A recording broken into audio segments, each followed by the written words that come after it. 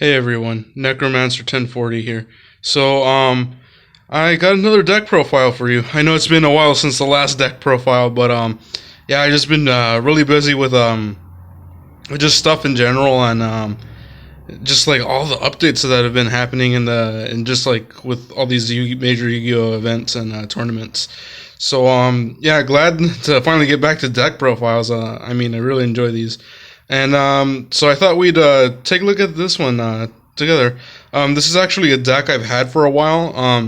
I haven't modified for the longest time until past few days.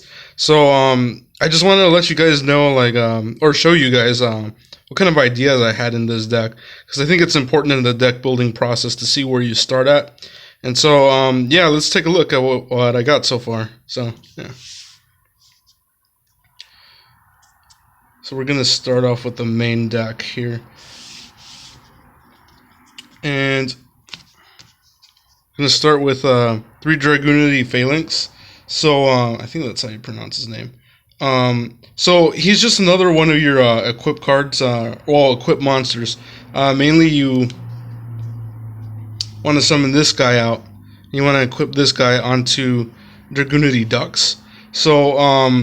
The main purpose is you equip this guy into Dragunity Ducks, and then you're hoping to special summon him since he's a tuner, and you can do like a real quick synchro summon with Dragunity Ducks and Dragunity Phalanx. So another important Dragunity monster kind of does the same as Dragunity Ducks is Dragunity Sonatus. You do have to discard one card to get an equip onto this guy. But you can special summon a monster from the deck once you do it. He really just fishes out your resources. As opposed to Dragunity Ducks, you kind of just need a Dragunity in your graveyard to begin with in order to get off his effect. So yeah, that's kind of the setup so far with these guys. Sorry if you hear noise. I do live on a very busy street. But just more Dragunity monsters. Dragunity Coast. I think that's how you say his name. Yeah, Dragunity Kaos. He's mainly meant to be another equip card or another equip monster. I keep saying equip card, but yeah, the great thing about him is he's not only a tuner, but he can manipulate his level, so he can become a level 4 monster. So you can easily synchro summon into a level 8 synchro. So that's great, and he's easily used by Cards of Consonant. Which is in this deck. Yeah, that's why. And the other Dragunity tuners are also like easy Cards of Consonants targets. So we have Destrudo, the Lost Dragon. So this is mainly meant to just push out more monsters on board and just to get a really quick synchro summon. He's just great. I mean, even if you do use Cards of Consonance on him, you can use his effect from the graveyard, which is, really convenient because you can either choose from the hand and summon him out from your hand, or choose it from the graveyard, like I said. You do have to pay half your life points, so do be mindful as to when you summon him. If you really need a desperate push in the beginning, I guess, yeah, use him. But you really want to use them if you're gonna push for the late game, or just like push to the end of the game. So 2 Destrudo, and we got another one of our tuners, Miss Valley Baby Rock. So he's really a perfect discard target. So if he's discarded to the graveyard, you can special summon him. He's a tuner. He's level 2, so he's very versatile. And yeah, he's mainly, he kind of recycles himself in a sense. So yeah, he's just great in that regard. That's why I would recommend using 2 of them. 3 is just a bit much. It tends to clump in your hand a little more. Now for the one-of monsters, I do use Tempest, Dragon Ruler of the Storms. He recycles himself onto the board, and he's just nasty in general. He can make use of your banish cards, which you do have to. You don't have to, but you can banish wind monsters to summon them onto your side of the field. So oh, and you can only use one. I mean, obviously, if you could use more, I would. I use Red Eye's Darkness Metal. He's staple for every dragon deck. So he just brings back any dragon that you want from the graveyard, pretty much. So long as there's no like very hard restriction on the dragon being brought back. I also use Blackwing Zephyros the Elite. So he's just meant to be another combo extender. Like you throw him into the graveyard, you bring him back by basically returning one face-up card on the field, and then you do have to take 400 damage. But really, who cares? Who cares about 400 damage? You're getting another monster on board. He has a decent attack, 1600. So even if you don't use him immediately, he can still do something. So yeah, I just use these three. So onto the spells. World Legacy Guard Dragon. World Legacy Guard Dragon is just mainly, it's kind of like a not so great Monster Reborn. I mean, it's great. It's a great card in itself, but it's just Monster Reborn's infinitely better.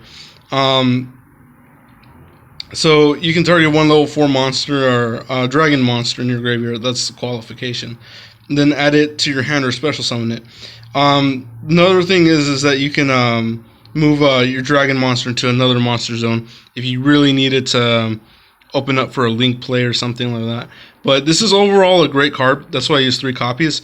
This deck has no problem getting stuff into the graveyard, so you'll find yourself actually wanting those 3 copies. So 3 copies of World Legacy Guard Dragon. And now for the main spell, field spell of the deck, Dragon Ravine. This enables so many combos. Ideally, you want to see this in your opening hand, because you might see sometimes that maybe you can't get something into the graveyard. You will find those small instances where that happens. But once per turn, you discard 1 card, then activate one of these effects. Then you add 1 level or level 4 or lower Dragunity monster from your deck to your hand, or you send one dragon monster from your deck to the grave. So that's great. You can send all sorts of Dragunity monsters into the grave. Like if you have Dragunity Ducks in your hand, and you just need something to equip on the Dragunity Ducks, but you don't have that particular Dragunity monster in the grave, so you just activate this, you send the monster to the grave, and then you kick off your combo like that. So I mean, it's great. It's a field spell, so it doesn't take up spell and trap card zones. And now, this is great for draw power, cards of consonants. You will see that you have some cards, maybe you use Destrudo's effect 1 turn, and then can't really do much else with the other Destrudo. You just want to get rid of it. So you just play cards of consonants, you pitch it to the grave, and then you can use Destrudo's effect some other time. It's really great. You can even use it for any of your Dragunity tuner monsters, as long as they have 1,000 or less attack. It's great, and it just adds consistency. So that's why I use 2.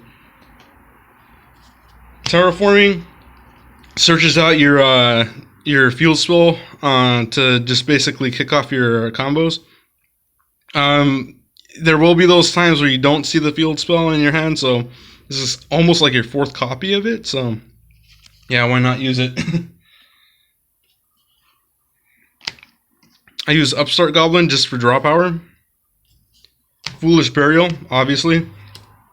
Get stuff in your grave. And you can revive World Legacy Succession, or revive World Legacy Succession. You can revive stuff with World Legacy Succession. Can't speak today. And more draw power, Into the Void.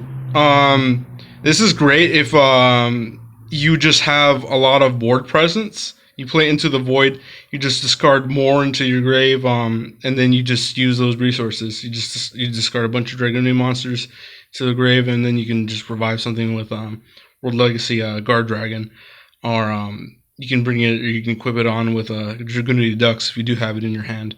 And another revival spell, Monster Reborn. It's great. I mean, why not use it?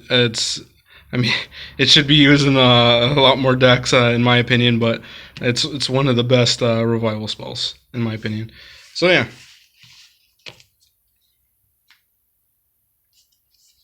I use hand destruction just for a little more consistency. I know people may say like, don't use hand destruction; it helps your opponent out. Yeah, they're right, but I mean, you can switch it out for any other option. I did have a Pot of Extravagance here before, but I realized this deck kind of needs the extra deck a little more than I thought.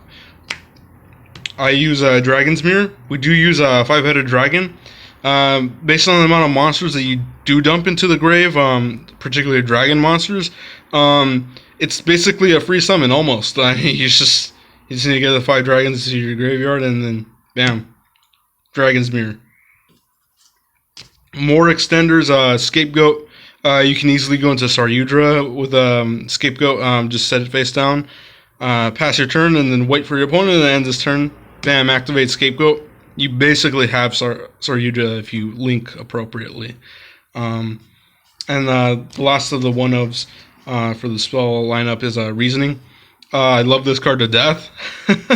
It's basically a free summon, and being how this deck has a very wide range of monsters with different levels, it's going to be hard for your opponent to accurately pick the level and then send it to the graveyard. And even if he does manage to get the level right, you get a Dragunity monster into your graveyard. So it's not really a negative card to have in your deck.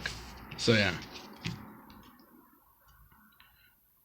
So now I do use a few traps.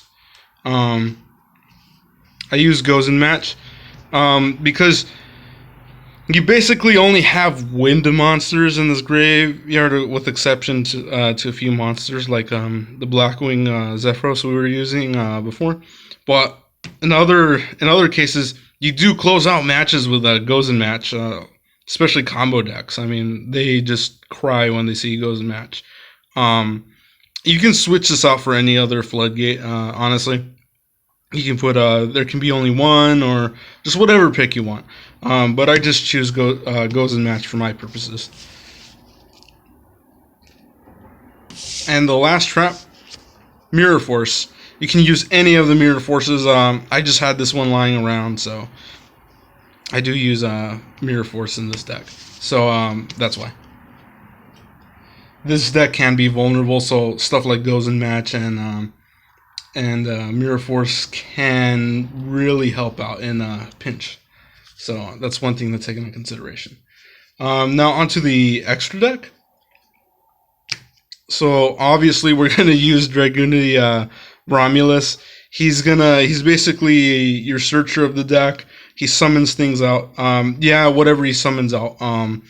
It can't be really used for link material, but really it's just to get stuff out onto the board. You can easily destroy things. You can easily synchro summon with the monsters he destroys. So he basically puts out resources on the board for you to use, and he sets up your future plays and your current plays. So can't recommend him enough. So, and he just takes 2 Dragon or Winged Beast monsters as up tokens. So he's pretty insane. And I do use the 2 Borreloads. Borreload Dragon and then Borreload Sword Dragon. They're just great for breaking boards, especially Borreload Dragon. He does swipe things on your field, so like in main phase 2, you can summon something out, or you can use the opponent's monster in whatever way you need. Borreload Sword, he just can attack over like really problem monsters. I guess in a similar way as Borreload, but they're both great. They're both he basically closes out games, he breaks boards. So yeah, they're great. Now one of the MVPs of the deck, Saryudra Skuldred. I just use one of him because I mean he's kind of perfect at one, and I'd rather use that extra deck space for something else. But he's great altogether. Easy scapegoat target. You basically get to reshape your hand. You get another summon if you do have one of those Dragunity monsters that you just can't quite get out. So he's great for that, and he does power up your monsters. And he has great link pointers. So, I mean, everyone knows what Saryudra does, and yeah. And because it's a dragon deck, I use the erratic Steel of Heavenly Spheres. I often use him to get out Red Eye's Darkness Metal, so I can revive a bunch of things from the graveyard. Well, not a bunch of things, but another monster, so I can do more plays. If your opponent tries to destroy him upon summon, you can just chain his effect and then return one card on their field. You still get his effect, and he's kind of a hard card to get over. Well, not hard, but tricky. I just use Akashic Magician, Gaia Saber the Lightning Shadow, and Underclock Taker as generic Link 2s. Underclock Taker, probably the best generic Link 2. Gaia Saber, a really close second. And Akashic Magician, yeah, pretty good with this deck. Two monsters of the same type, except tokens. This deck pretty much uses a lot of the same type. It's a Dragunity deck, so these are just meant to be your Link monsters that allow you to climb up the Link ladder and just get into your bigger plays. And Gaia Saber has some pretty good attack points, so he's easy to get out, and he has a lot of to offer. Crystal Wing Synchro Dragon, just for negations. He's a really tough card to get over. I know not as tough as he used to be, but he still is a great option. I would never tell you not to use him. He's just great overall, especially that this deck has a lot of access to level 8 monsters, or synchro monsters in particular. He's very easy to get out. So I use Dragunity Knight Ascalon. He's great. He can banish stuff, and then you basically banish one Dragunity monster from the graveyard, and then you can target one of your opponent's monsters and banish it. It's easy. And so when he's synchro summoned, or he's when he's destroyed by an opponent's card, you special summon one Dragunity synchro monster from your extra deck with 3,000 or less. So that can get out your other Dragunity monsters, obviously, and you can just use it to whatever advantage you want to make for yourself. So he's great. He is a level 10, though, so, I mean, this deck doesn't have too much of a problem getting out level 10s, especially with the type of combos they use, but yeah, he's really useful. So Dragunity Knight Vajrayana?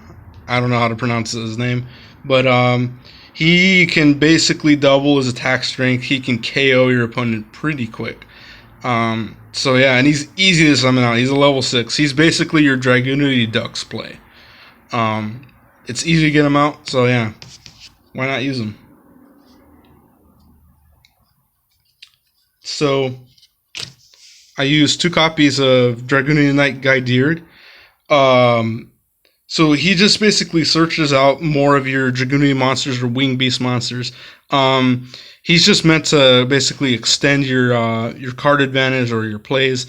Whether if you're running low on cards in your hand and you just need just one more Dragunity monster after you made a synchro play, he's mainly meant to do that. And he has a decent attack point. Attack point total, 2,400. And he's easy to make. So yeah, he's level 6. So you can switch one of these out for any other extra deck monster, honestly. I just choose to run 2 of them. So, 5-headed dragon, because we do use the dragon's mirror target. He's a great beater. He puts the hurt on a lot of decks. And, of course, because we do summon out level 8 synchro monsters very easily in this deck, why not use Beel's Diabolical Dragon? Just helps stall out duel. He's just a tough card to get out, to just out him in general. Every time your opponent attacks him with a monster stronger than he is, he gains the amount of damage you took onto his own attack, and he can be a really annoying problem for your opponent. So yeah, that's why. Use Beel's. So for the side deck, I do use Dragunity Arma Leviathan. I think that's how you pronounce it. He's just another Dragunity monster I like to use, so that's why I put him in the extra deck. You can special summon him from the hand by removing one monster you control. So he can kind of be easy to get out, but I side him only because he can be a little bricky at points, so I just use him as needed.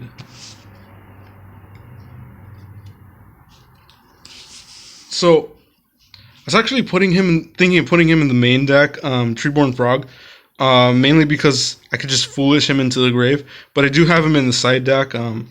If I am using the trap cards, which I did put in the main deck, so that's why. But if you don't feel like you need to use trap cards in your main deck, you can just easily put Treeborn Frog in there, and he's just basically a monster on board every turn.